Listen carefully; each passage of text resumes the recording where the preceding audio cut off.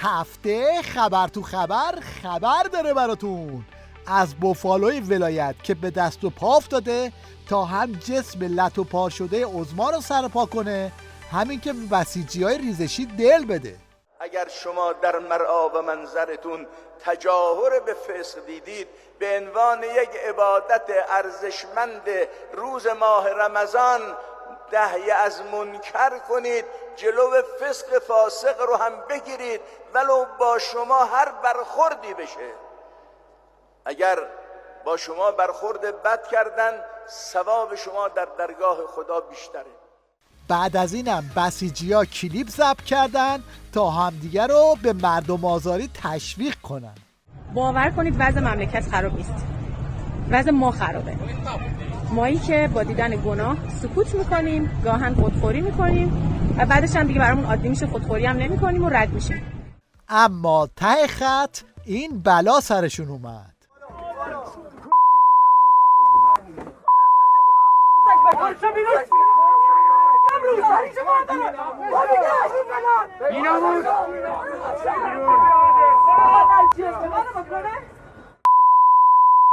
البته این صحنه از مترو شروع میشه و به بیمارستان ختم میشه. مثلا درگیری شدن من توجه نکردم. خانم با دیگه آقا از اون ور خیابون چند تا چند نفر از اون ور اومدن، یعنی به سمت بانک اومدن، به سمت اون ور خیابون به سمت این ور اومدن که من دیگه به این دوستان گفتم بیار بریم دیگه گوش نمیدن اینها یه 15 نفری هم معلومه عظما و جک و جونوراش بعد جوری ضربه خوردن و بعد جوری گیج و ویج شدن.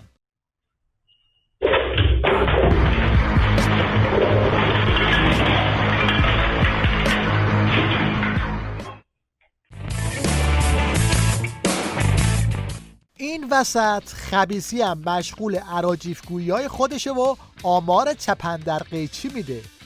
ببینید این 6 کلاسی دروغگو متوسط 5 خورده‌ای و 4.4% رو چطوری حساب میکنه؟ رشد اقتصادی 1400 و 1401 ما رشد اقتصادیمون طبق برخی از آمارها 5 خورده‌ای بوده، طبق برخی از آمارها 4.4% بوده، ولی متوسط شو بگیریم بگیم در واقع 4%، 1400 و 1401. خب رشد اقتصادی داریم. یکی نیست به این 6 کلاسه دروغگو بگه 4% رو ول کن، تورم 50% رو بچسب که بعد جوری روی اقتصاد آوار شده. موضوع دوم اقتصاده. ببینید اقتصاد من اینجا توضیح بدم خدمتتون. این وقتی میگیم تورم 50%، این تورم 50% عین یک زلزله کشور رو آوار کرده و آوار میکنه. این هم تصویری شماتیک از اقتصاد نظام در سال مهار تورم.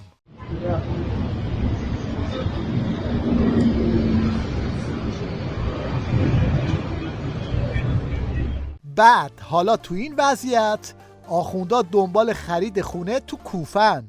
حتی تو روایات داریم اگه میتونین یه خونه تو کوفه برای خودتون الان بریم بخریم، بعد دیگه گیرتون نمیاد. علامت انتظار یکی 2 جا خونه داشته باشین، یکی کوفه یکی قم. این 2 جا در زمان ظهور مرکز پایگاه. اینا هم دارن بحث اقتصادی میکنن و به این نتیجه میرسن که اگر وزیرشون چغندر بود وضع بهتر از این بود. پس من از نتیجه صحبت شما اینو برداشت کردم که اگر حقوق معلم بشه ماهی 7 میلیون، چغندر هم میتونه وزیر آموزش و پرورش بشه. آره چه فرقی میکنه؟ برگردیم به باغ کتاب. یه سال ازت بپرسم، کی عقلش نمیکشه که باید حقوق معلم رو زیاد کرد؟ الان وزیری داریم عقلش به این نرسه؟ خب حقوق همه رو زیاد کنیم، منبعش نه همه نه، معلم ها حقوق معلم رو زیاد کنیم، منبعش کو؟ دادی بانک خصوصی خورد. من دادم؟ آره من داریم، چون میگی منبعش کو داری از طرف دولت حرف میزنی دیگه. من دارم جواب تو به من دولت میدم. میگم دادی بانک خصوصی خورد، 30,000 میلیارد تومان پارسال بانک خصوصی دادی، میدادی معلم. 18 میلیارد دلار پول ارز جهانگیری دادی، میدادی معلم. پول هست، نمیخوای بدی به طبقاتی که صدا ندارن، چون اینا صدا. این هم یه نمونه از قدرت خرید مردم در یک کشور اروپایی مثل کشور فرانسه.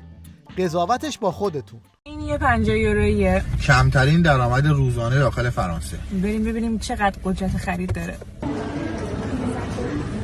100 گرم گوشت گوسفندی 12 یورو 30 سنت. یه مرغ درسته 1 کیلو و نیم 7 یورو 40 سنت. 1 کیلو پیاز 2 یورو 69 سنت. 2 کیلو سیب زمینی 3 یورو 29 سنت. سیب کیلویی 2 یورو 29 سنت. موز کیلویی 2 یورو 19 سنت. پرتقال کیلویی 1 یورو 99 سنت. 6 تا تخم مرغ 1 یورو 44 سنت. 6 تا شیر 1 لیتری 5 یورو 37 سنت. روغن 1 لیتری 3 یورو 49 سنت. 1 کیلو برنج باسماتی 2 یورو 56 سنت. 2 بسته ماکارونی نیم کیلویی بسته 97 سنت. این تا الان جمع شده 40 یورو 97 سنت. باید برمی داریم دونه 48 سنت. آب لیتری هم برداشتیم 1 یورو 18 سنت. یه نوتلای 750 گرمی 4 یورو 18 سنت. یه بسته هم چیپس برمی داریم 2 یورو. خب کل خریدای ضروری ما تموم شد، ولی هنوز 70 سنت واسمون باقی مونده.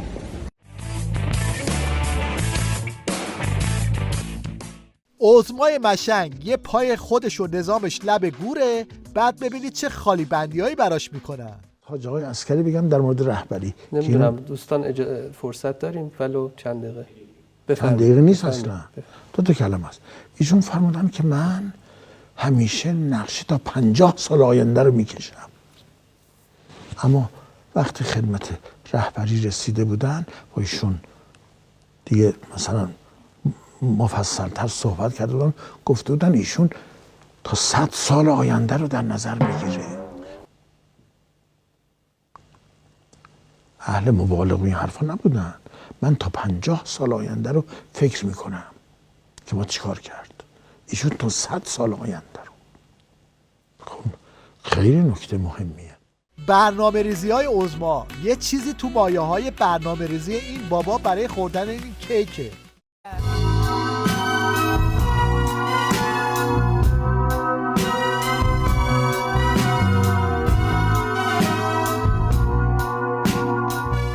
توی این وضعیت پامنبری های عظما و بسیجی های ریزشی هم مشغول پاچه‌خواری برای عظمان. شارصد سرباز صفر ارتش آغاز، تیر خودش فرمان بر سید علی باشد. ما پاسداریم و بخواهد جان به روی چشم، سرباز باید نوکر سید علی باشد. سلام پسمانده فارسی کم بود، سلام پسمانده انگلیسی هم اضافه کردن.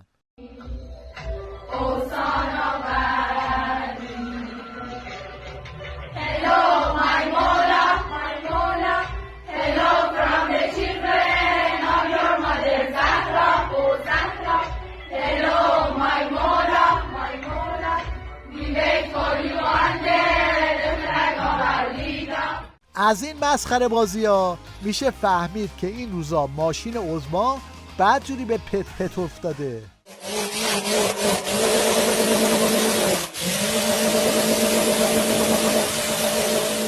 حالا بشنوید از جدیدترین کارکرد موسیقی در نظام ولایت که به عقل جنم نمیرسید، اما به عقل این آخوند بی عمامه رسید.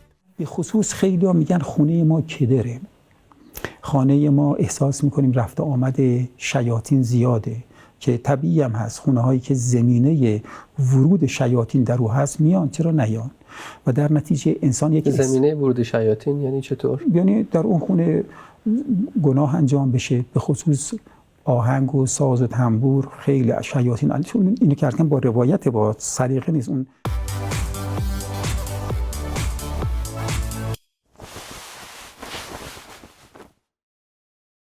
در پایان توجه شما رو به اجرای دیده نشده یه ترانه معروف توسط مهره‌های ریز و درشت نظام جلب می‌کنیم.